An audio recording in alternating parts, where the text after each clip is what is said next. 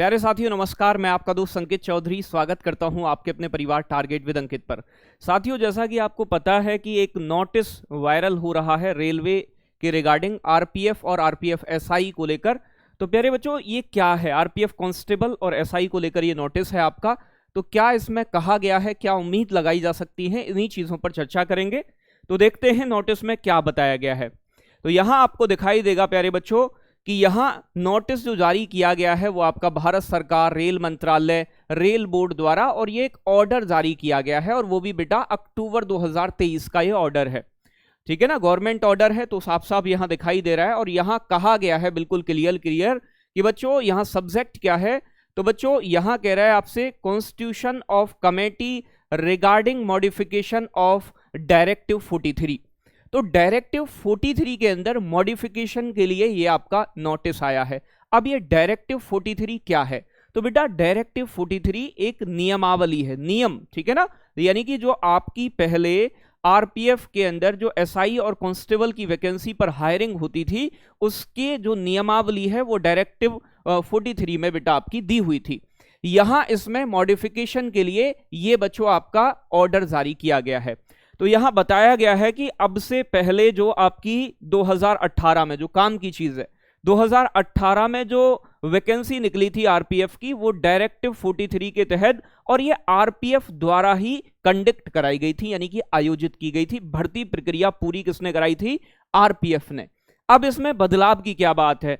तो यहां कह रहा है कि जो एग्जिस्टिंग सिनेरियो है अभी वर्तमान का, यहां आरआरबी जो है बच्चों आपकी वो इन्वॉल्व हो रही है, आरआरबी को भी इन्वॉल्व होना है। तो पहले भर्ती कौन कर रहे थे बच्चे? यानी कि केवल आरपीएफ कर रही थी, पिछली वाली जो कर रही है, ठीक है ना। अब लेकिन इसमें आरआरबी भी शामिल हो गई है। अब यही यहां पर क्या है बच्चों आपका बदलाव है। आरआरबी जो है इसमें बच्चों क्या कराएगी? जैसे कि एप्लीकेशन फॉर्म जो आपका लेती है वो कौन लेगी? आरआरबी लेगी।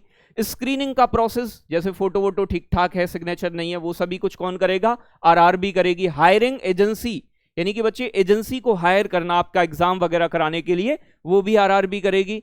यानी कि कंडक्टिंग सीबीटी, यानी कि जो आपका कंप्यूटर बेस्ड टेस्ट होगा, ये सभी कौन करेगी? आरआरबी। तो यानी कि बेसिकली यहां जो ये वैकेंसी है, इसकी जो भर्ती होनी है, इसकी प्रक्रिया को दो तरीके से बांट दिया गया है। यानी कि स्टार्टिंग का काम जो करेगी, यानी कि आपका जिसमें हायरिंग हो, स्क्रीनिंग हो, एप्लीकेशन लेना हो, और आपका सीबीटी पेपर, टेस्ट पेपर कराना हो, ये सभी कौन करेगा प्यारे बच्चों? आरआरबी करेगा। आरपीएफ के लिए क्या कहा गया है कि भाई आरपीएफ बाकी का प्रोसेस करेगी, जो फेज सेकंड होगा। फेज सेकंड मतलब डॉक्यूमेंट वेरिफिकेशन हुआ, फिजिकल हुआ, ये काम किसको दिया गया? आरपीएफ को। और इसी के लिए ये आपका ऑर्डर जारी हुआ है।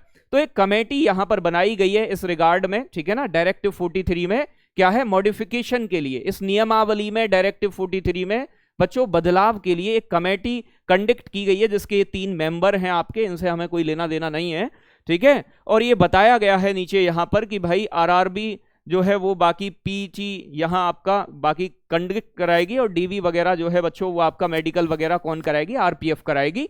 और ये जो आपके जो भी डायरेक्टिव 43 के अंदर मॉडिफिकेशन होना है, ये कब तक मांगा गया है? 16/10/2023 तक, ठीक है ना।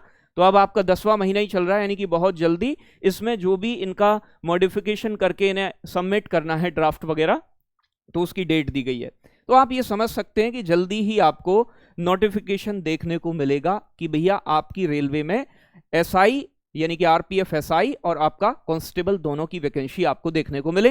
तो ये एक नोटिस था, तो ये एक आपके लिए पॉजिटिव न्यूज ही है, और आप अपनी तैयारी को अभी से बेहतर बना सकते हैं। और किसी भी नई जानकारी के लिए आप टारगेट विद अंकित चैनल को सब्सक्राइब करना ना भूलें। थैंक यू साथियों, जय हिंद।